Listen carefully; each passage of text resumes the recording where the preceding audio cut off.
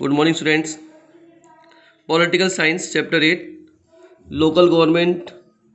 In this chapter, we will mainly cover the four topics. Topic 1, Importance of Local Government Bodies.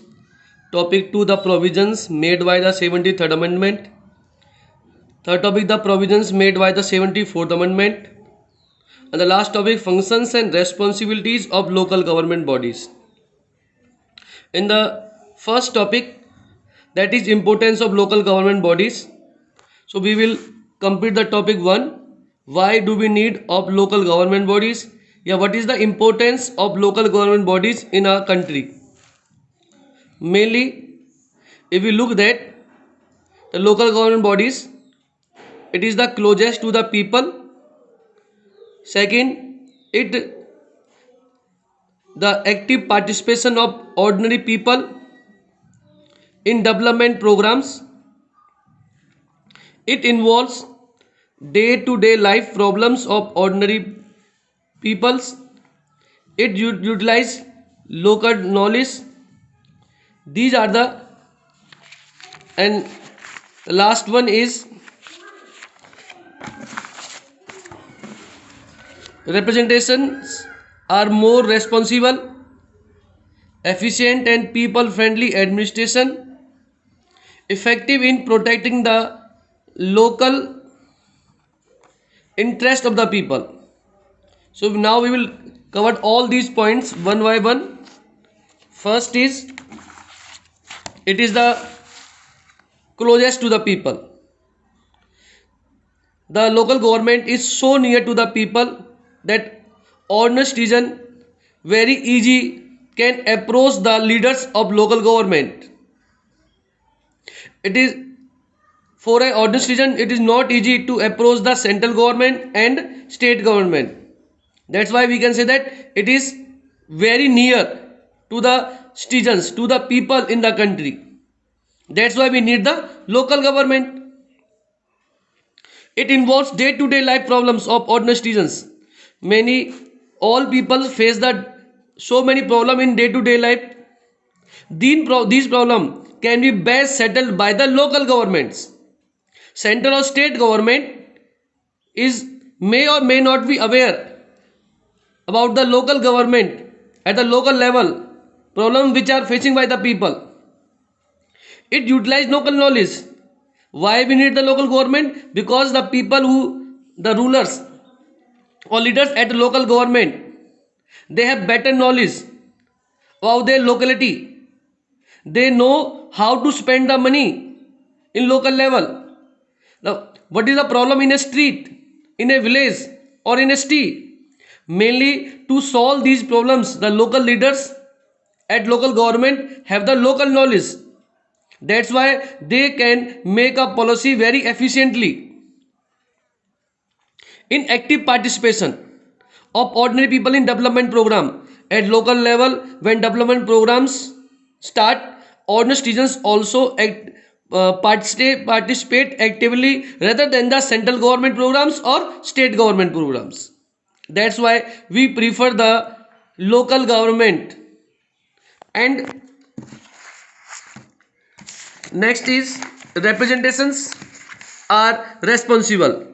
It is more responsible because it is so near to us.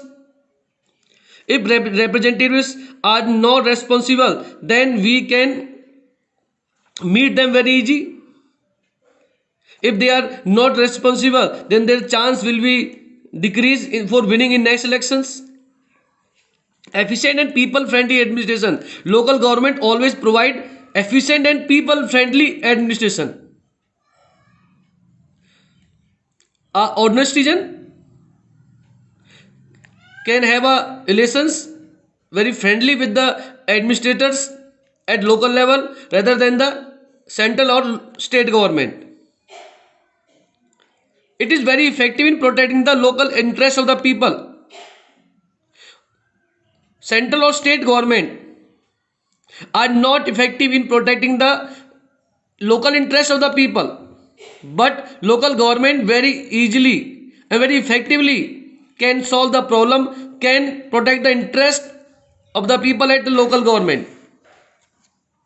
Local government bodies mainly classified into two categories: rural local government bodies and urban local government bodies. At rural, there is a three-tier structure. One at village level, second block level, and third one is district level. The lowest level at bottom in the three-tier structure, it is a three-tier structure. In this structure, the lowest level there is a village level, intermediate level is block level, and apex level, or we can say topmost level. At district level, it is known as Jila Parishad. At village level, it is known as Gram Panchayat. At block level, it is known as Block Samiti.